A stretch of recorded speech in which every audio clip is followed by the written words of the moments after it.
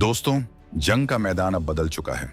वो दौर गया जब दुश्मन को हराने के लिए सिर्फ बड़ी सेना और बड़े हथियारों की नुमाइश की जाती थी। 2026 के इस नए और आक्रामक भारत में जंग दिमाग से लड़ी जा रही है। एक ऐसी रणनीति से लड़ी जा रही है जिसे डिकोड करना दुश्मन के सुपर कंप्यूटर के बस की भी बात नहीं है। आज हम आपको भारत के पूर्वोत्तर राज्य असम के एक ऐसे छोटे से कस्बे की सैर पर ले चलेंगे जिसका नाम शायद आपने पहले कभी नहीं सुना होगा, लेकिन आज की तारीख में ये जगह चीन और पाकिस्तान की डिफेंस मिनिस्ट्री में सबसे ज्यादा सर्च की जा रही है। आलम यह है कि पाकिस्तान तो छोड़ो, खुद चीन इस बात से डरा पड़ा है कि भारत ने आखिर रातों रात ही राफेल और सुखोई योद्धाओं पर ये क्या और कितना बड़ा आदेश दे दिया है। ऑपरेशन सिंदूर के बाद भारत के राफेल और सुखोई महायोद्धा उतरे चीन की नाक के नीचे। असम के जंगलों में तैयार भारत का गुप्त ब्रह्मास्त्र रातों रात एक्टिवेट हो गया। द्वितीय विश्व युद्ध का वो वीरान ठिकाना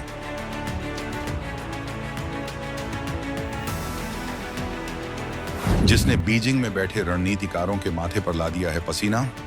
एक तरफ पाकिस्तान देखता रह गया तबाही का मंजर, दूसरी तरफ भारत ने पूर्वोत्तर में बिछा दी है वो बिसात जिसमें फंसकर दम तोड़ देगा चीनी ड्रैगन।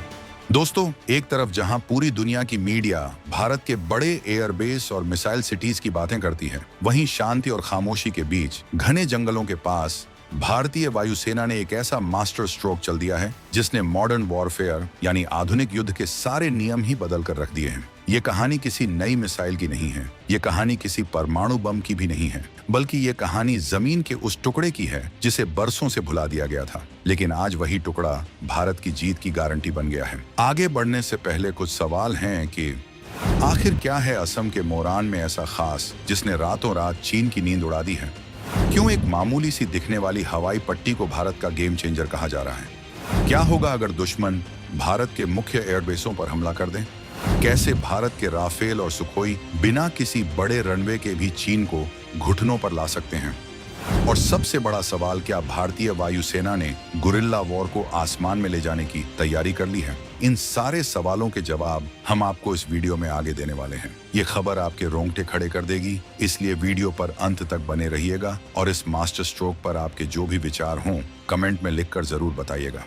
तो चलिए अब इस रहस्य से पर्दा उठाते हैं और समझते हैं कि आखिर भारतीय वायुसेना ने ऐसा क्या करिश्मा कर दिखाया है। खबर सीधी और स्पष्ट है, लेकिन इसके मायने बहुत गहरे हैं। असम का एक छोटा सा इलाका है मोरान। यहाँ द्वितीय विश्व युद्ध के जमाने की एक पुरानी, वीरान और लगभग भुला दी गई हवाई पट्टी मौजूद थी। सालों तक यहाँ केवल झाड़ियां थीं और सन्नाटा पसरा रहता था, लेकिन अब भारतीय वायुसेना ने इसे फिर से जिंदा कर दिया है, इसे रीएक्टिवेट कर दिया है। अब आप सोचेंगे कि भाई, एक छोटी सी हवाई पट्टी चालू होने से चीन को क्या डर?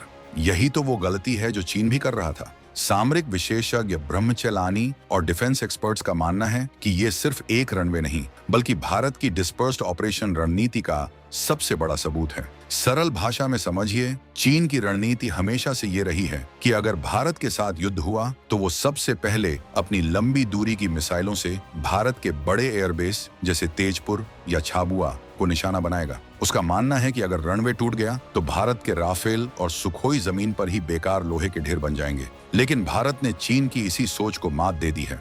मोरान जैसी छोटी हवाई पट्टियों को तैयार करके भारत ने चीन को बता दिया है कि तुम हमारे एक घर को तोड़ोगे, हम 10 नए दरवाजों से निकलकर तुम पर हमला करेंगे।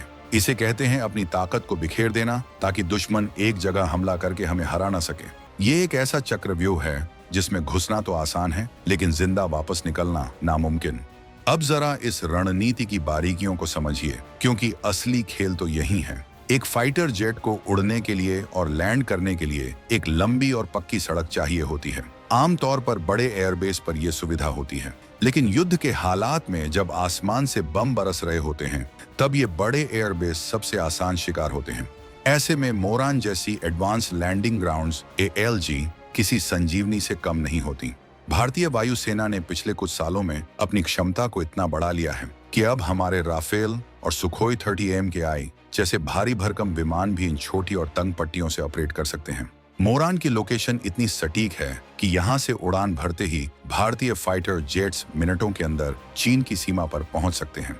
सोचिए, चीन ने अपनी मिसाइलें हमारे मुख्य एयरबेस पर दागी। वो जश्न मना रहे हैं कि भारत की वायुसेना खत्म हो गई। और ठीक उसी वक्त मोरान जैसे किसी गुप्त ठिकाने से भारत के राफेल विमान हवा में उठते हैं और चीन के सैन्य ठिकानों पर कहर बनकर टूट पड़ते हैं। ये सरप्राइज एलिमेंट ही युद्ध का परिणाम तय करता है। ये हवाई पट्टी अरुणाचल प्रदेश और चीन सीमा के बेहद करीब है, यानी यहाँ से रिस्पॉन्स टाइम लगभग ना के बराबर है। जब तक चीन के रडार हमारे विमानों को पकड़ेंगे तब तक तो तबाही मच चुकी होगी। इसे कहते हैं दुश्मन के घर में घुसकर उसे सरप्राइज देना। अब बात करते हैं उन मशीनों की जो इस रणनीति को अंजाम देंगी।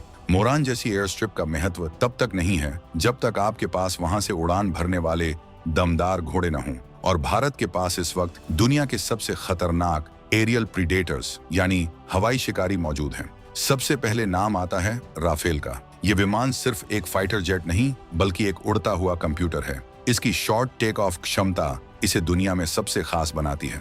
राफेल को उड़ने के लिए बहुत लंबे रनवे की जरूरत नहीं पड़ती। ये कम दूरी में भारी गोला बारूद और परमाणु हथियारों के साथ हवा में जाने की ताकत रखता है।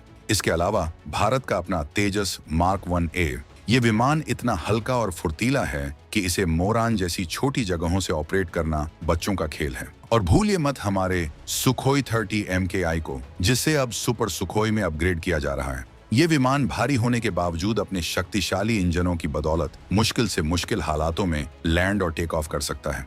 मोरान एयर स्ट्रिप को तैयार करके भारत ने इन तीनों घातक विमानों के लिए एक नया लॉन्च पैड बना दिया है। ये वैसा ही है जैसे आप अपने घर के मेन गेट पर ताला लगा दें, लेकिन आपके पास घर से निकलने के लिए 10 गुप्त सुरंगें हों। चीन को पता ही नहीं चलेगा कि हमला कहां से हुआ है। वायुसेना ने स्पष्ट कर दिया है कि अब हम स्टैटिक यानी स्थिर नहीं हैं, हम डायनामिक हैं। हम कहीं भी कभी भी और किसी भी हालत में लड़ने के लिए तैयार हैं। अब जरा तस्वीर का दूसरा पहलू देखिए, चीन की बेबसी। चीन ने तिब्बत में बहुत सारे एयरबेस बनाए हैं, इसमें कोई शक नहीं। उसने वहां बड़ी बड़ी सड़कें और रनवे बिछा दिए हैं, लेकिन भूगोल यानी ज्योग्राफी भारत के साथ खड़ी है। चीन के ज्यादातर एयरबेस बहुत ज्यादा ऊंचाई पर हैं। विज्ञान का नियम कहता है कि जितनी ज्यादा ऊंचाई होगी हवा उतनी पतली होगी, और पतली हवा में फाइटर जेट्स अपनी पूरी ताकत, पूरा फ्यूल और पूरे हथियार लेकर नहीं उड़ सकते। उन्हें पे लोड कम करना पड़ता है, यानी चीन के विमान आधे हथियारों के साथ उड़ेंगे। दूसरी तरफ भारत के एयरबेस, चाहे वो तेजपुर हो, झाबुआ हो या अब ये नया मोरान, ये मैदानी इलाकों में है। यहाँ हवा घनी है, जिसका मतलब है कि हमारे विमान अपनी पूरी क्षमता, फुल फ्यूल टैंक और मिसाइलों के जखीरे के साथ उड़ान भर सकते हैं। एक भारतीय राफेल चीन के 2 J-20 विमानों पर भारी पड़ेगा, सिर्फ अपनी स्ट्रेटेजिक लोकेशन की वजह से। मोरान का एक्टिवेट होना चीन के लिए जले पर नमक छिड़कने जैसा है। उन्हें पता है कि अगर उन्होंने भारत के मुख्य ठिकानों को नुकसान पहुंचाया तो भी भारत की जवाबी कार्रवाई इतनी भयानक होगी कि तिब्बत में उनके बंकर भी उन्हें नहीं बचा पाएंगे। ब्रह्मचैलानी जैसे विशेषज्ञ यही इशारा कर रहे हैं कि भारत ने अपनी सेकंड स्ट्राइक कैपेबिलिटी को जमीन पर इतना मजबूत कर लिया है कि चीन का कोई भी प्रीएम्प्टिव स्ट्राइक या पहला हमला बेकार हो जाएगा। दोस्तों, कहानी सिर्फ मोरान पर खत्म नहीं होती। ये तो बस एक झांकी है। भारत की तैयारी इससे कहीं ज्यादा बड़ी और व्यापक है। आपने खबरों में देखा होगा कि कैसे भारतीय वायुसेना के विमान अब आम हाईवेज और एक्सप्रेसवे पर लैंडिंग की प्रैक्टिस कर रहे हैं। उत्तर प्रदेश के पूर्वांचल एक्सप्रेसवे से लेकर राजस्थान की सड़कों तक भारत ने पूरे देश को एक एयरबेस में बदल दिया है। इसे कहते हैं सिविल मिलिट्री फ्यूजन। युद्ध के समय अगर सारे एयरबेस और सारे रनवे नष्ट हो जाएं, तो भी भारत की सड़कें हमारे लड़ाकू विमानों के लिए रनवे बन जाएंगी। मोरान को तैयार करना इसी कड़ी का एक हिस्सा है। असम और अरुणाचल के इलाकों में जहां सड़कें बनाना भी मुश्किल होता था, वहां आज पक्के रनवे और लैंडिंग स्ट्रिप्स का जाल बिछाया जा रहा है। ये नए भारत का इंफ्रास्ट्रक्चर है। 2025 तक आते आते सीमावर्ती इलाकों में सड़कों और पुलों का जो नेटवर्क बना है, उसने सेना की मूवमेंट को बिजली की रफ्तार दे दी है। पहले जहां सेना को पहुंचने में हफ्ते लगते थे, अब घंटों का काम है। मोरान एयर स्ट्रिप के पास लॉजिस्टिक्स, सपोर्ट, फ्यूल डंप और हथियारों के गोदाम भी गुप्त रूप से तैयार किए जा रहे हैं। यानी अगर युद्ध लंबा खींचता है तो भी हमारे विमानों को गोला बारूद की कमी नहीं होगी। ये तैयारी बताती है कि भारत अब डिफेंसिव नहीं बल्कि ऑफेंसिव डिफेंस की नीति पर चल रहा है। हम हमला नहीं करेंगे, लेकिन अगर किसी ने छेड़ा तो उसे मानचित्र से मिटाने का मादा रखते हैं। चीन के साथ साथ इस खबर से अगर किसी की सांसें अटकी हैं तो वो है हमारा पड़ोसी पाकिस्तान। पाकिस्तान हमेशा से चीन की शह पर कूदता रहा है।